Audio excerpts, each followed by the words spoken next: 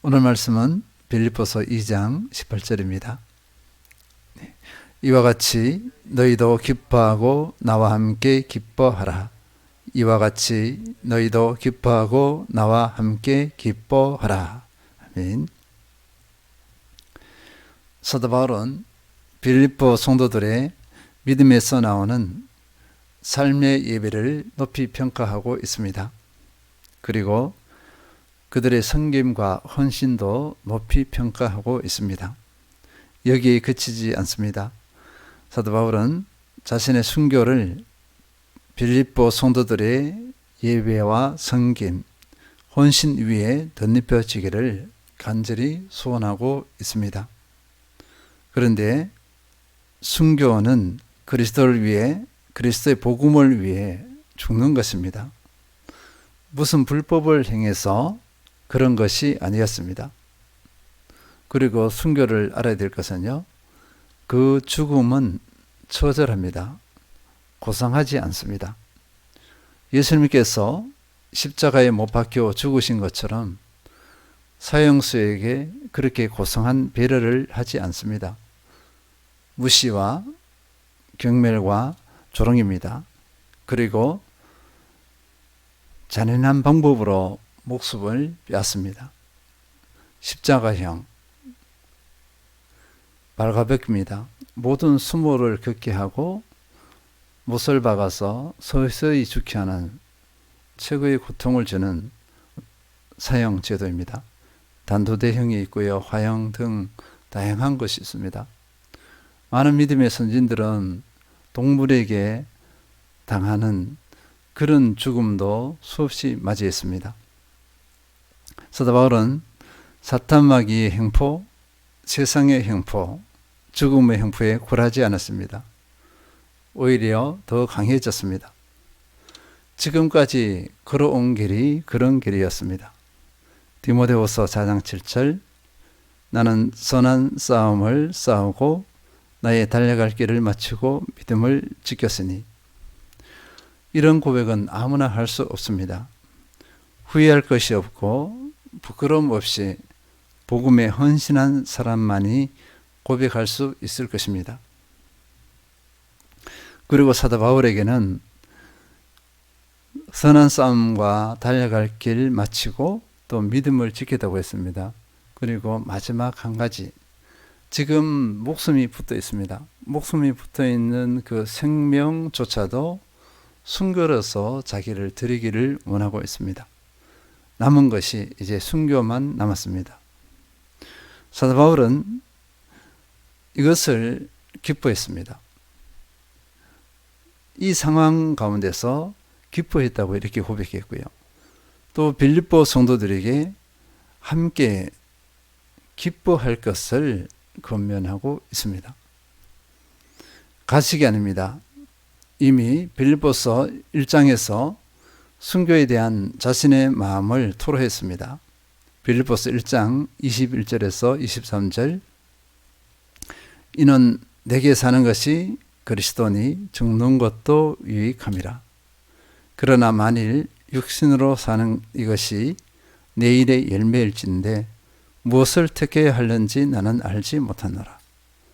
내가 그 둘 사이에 끼었으니 차라리 세상을 떠나서 그리스도와 함께 있는 것이 훨씬 더 좋은 일이라. 사느냐 죽느냐 문제에서 사도 바울은 내가 세상을 떠나서 그리스도와 함께 천국에서 있는 것, 하늘나라에서 주님과 함께 있는 것이 훨씬 더 좋다고 고백했습니다. 그러니까 사도 바울은 죽음을 초월했습니다. 영원한 세계에 대한 확신이 있었기 때문에 그렇습니다. 영혼의 세계에 눈을 뜨지 않았으면 이런 고백을 하지 못합니다. 그런데 사도 바울은 여기에 그치지 않습니다. 빌립보서 2장 18절 다시 읽겠습니다. 이와 같이 너희도 기뻐하고 나와 함께 기뻐하라. 이와 같이 했습니다. 사도 바울이 지금까지 당한 그 모든 복음을 위한 고난들, 그것을 기뻐했습니다. 그리고 지금 마지막에 죽음을 앞두고 있는데 이 죽음은 순교입니다. 그리스도를 위한 죽음입니다. 그런데 빌립보 성도들에게 내가 이렇게 당하고 있는 것처럼, 복음을 위해서 고난을 받고 있는 것처럼 여러분도 이렇게 하는 것입니다. 이와 같이는 여러분도 어떻게 하라는 거죠? 기뻐하라는 것입니다. 내가 지금 겪고 있는 것을 기뻐했듯이 여러분도 기뻐하십시오. 이 내용입니다. 이것을 들은 빌립보 성도들의 마음이 어떠했을까? 한번 생각해 볼 필요가 있습니다. 현실적으로 눈물로 슬퍼하고 안타까워할 일입니다. 큰 지도자를 잃어버리는 너무나 안타까운 현실입니다. 그런데 죽음에 직면한 본인이 빌립보 성도들에게 기뻐하라고 명령하고 있습니다. 사도 바울에게서 빌립보 교회는 어떤 교회이기에 죽음, 순교를 기뻐하라고 할 수 있습니까? 이 죽음과 이 순교를 기뻐하라고 할 수 있는 그 여건이 되어 있었다는 것입니다. 그런 관계가 되어 있었다는 것입니다. 분명한 것은 자신의 순교를 기뻐하라고 권면한 이 내용을 빌립보 성도들이 무슨 말인지 이해하고 받아들일 수 있다는 전제가 있습니다. 이것을 받아들이지 못한다, 이해하지 못한다고 할 때는 이 말씀을 나눌 수가 없습니다. 사도 바울에게 확신이 있었어요. 빌립보 성도들은 나의 순교를 기뻐할 수 있는 그런 이해력이 있다, 영적 지각력이 있다, 분명히 확신했을 것입니다. 다른 교회에게는 이렇게 할 수 없습니다. 아무 교회, 아무 성도에게나 이런 말을 할 수 없어요. 오히려 시험을 당합니다. 감당을 못합니다.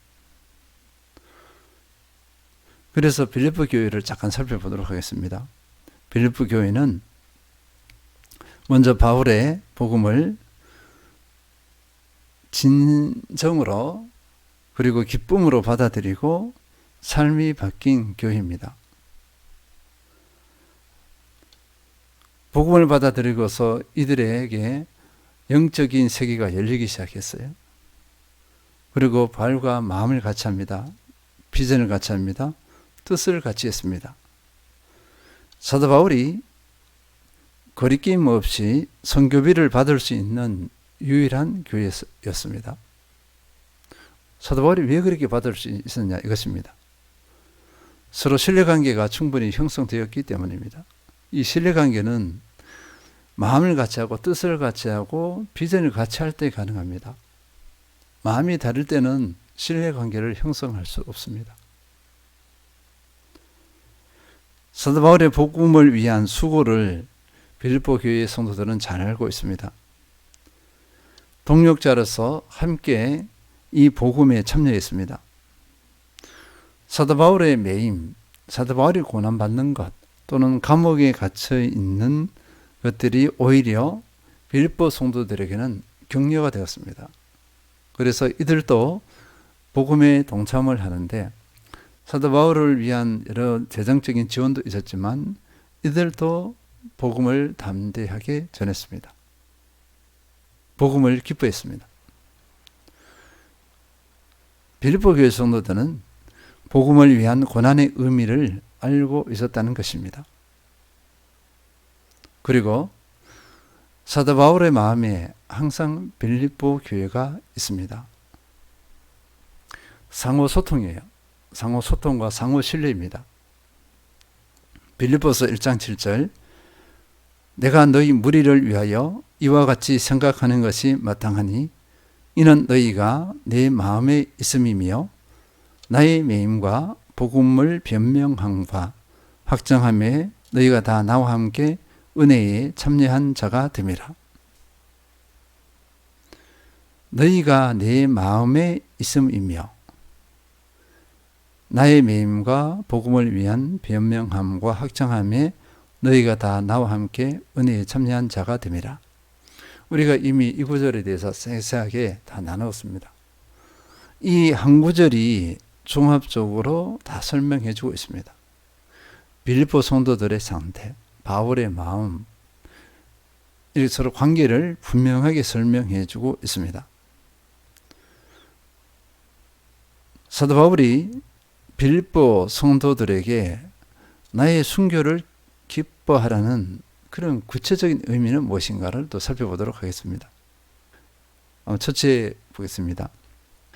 사도 바울 자신의 삶은 하나님의 목적과 계획 안에 있는 존재임을 가르치고 있습니다.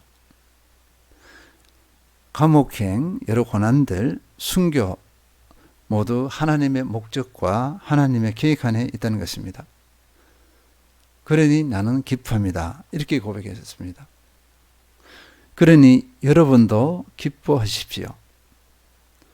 하나님의 목적과 계획은 언제나 선하십니다. 그리고 완전하십니다.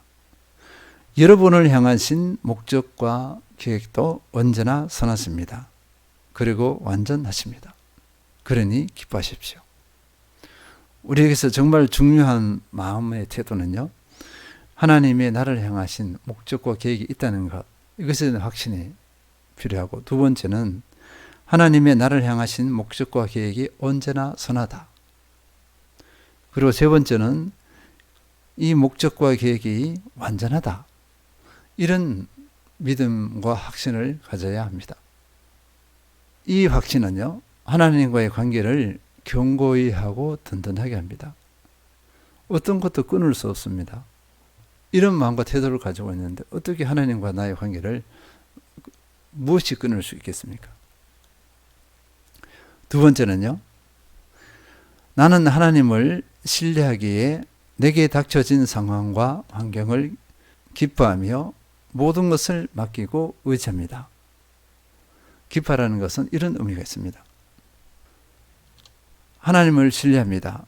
그리고 맡기고 의지했습니다. 그러기에 나는 상황과 환경에 관계없이 평안을 누리고 있습니다.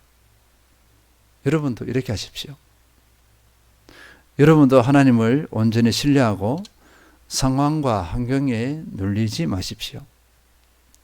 신뢰함으로 맡기고 의지하여서 상황과 환경을 뛰어넘으십시오. 이렇게 권면하고 있는 것입니다.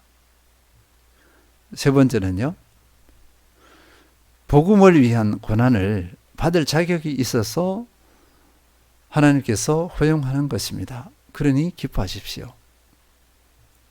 사도행전 5장 41절, 사도들은 그 이름을 위하여 능력받는 일에 합당한 자로 여기심을 기뻐하면서 공의 앞을 떠나니라. 사도들이 고난이 왔을 때, 그들에게 핍박이 왔을 때, 또는 죽음의 위협이 왔을 때 예수님의 부활과 성령의 강림을 체험하기 전에는 겁에 질렸습니다. 두려워서 도망갔어요. 숨어 있었습니다. 그런데 예수님의 부활을 체험하고 성령님의 강림, 성령 체험을 한 제자들은 영적 눈이 뜨였습니다. 영적 지각력, 영적 분별력을 가지게 되었습니다. 도망을 쳤던 제자들이 이제는 그 고난 앞에서 하나님 나라에 합당하여서 합당한 자로 여김을 받는 것을 알고서 그 고난을 기뻐했습니다. 사도 바울도 마찬가지예요. 영적인 지각력, 영적 분별력이 있는 사람들은 나에게 닥쳐진 고난이 하나님 나라에 합당해서 고난을 받는구나, 이렇게 의식합니다. 그러니까 그 고난을 기뻐할 수밖에 없습니다. 그 고난을 특권으로 알고 기쁘게 받습니다. 사도 바울이 지금 빌립보 교회 성도들에게 이것을 권면하는 것입니다. 여러분도 고난이 올 때 그것을 특권인 줄 알고 기쁘게 받으십시오. 하나님 나라에 합당한 자만이 그런 고난을 받습니다. 아무나 고난을 받는 것이 아닙니다. 그리고 나와 같이 복음을 위해 헌신해 주십시오. 고난에 참여해 주십시오. 이렇게 권면하는 것입니다. 넷째, 기뻐하라는 것은요, 그리스도 안에서 그리스도에게만 초점을 맞추어 살라는 요청입니다. 기뻐한다. 고난 가운데서 기뻐한다. 어떤 상황 가운데서도, 환경 가운데서도 기뻐한다. 이것은 예수님께 초점을 맞추었기 때문에 그렇습니다. 특별히 예수 그리스도를 위하여가 되겠습니다. 예수 그리스도를 위하여, 포입니다.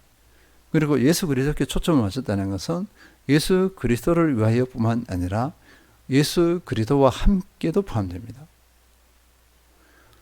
예수 그리스도께서 걸어가신 길을 나도 걷겠습니다.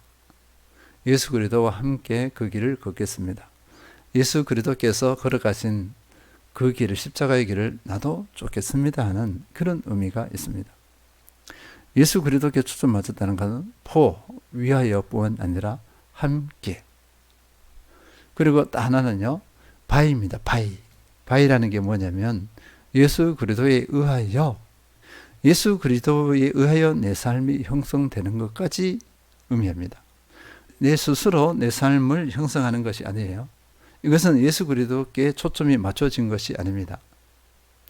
예수 그리스도 위에서 내 삶이 형성되는 것, 이루어지는 것, 이것이 예수 그리스도께 초점을 맞춘 삶이라 할 수 있습니다.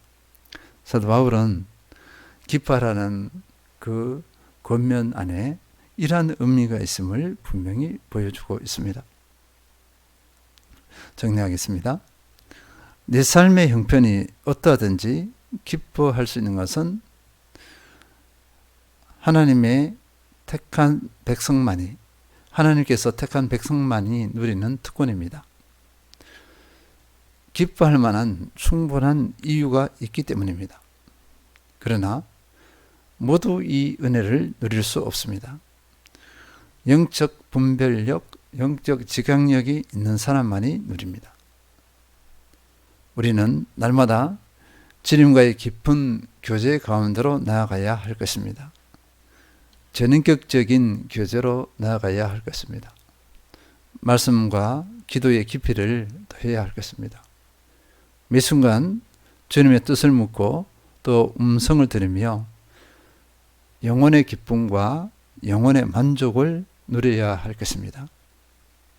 그러면 상황과 환경을 이길 수 있습니다. 내게 닥쳐진 상황과 환경의 이유를 아니까 부르심의 사명에 더욱 헌신할 수 있습니다. 기뻐할 수 있습니다.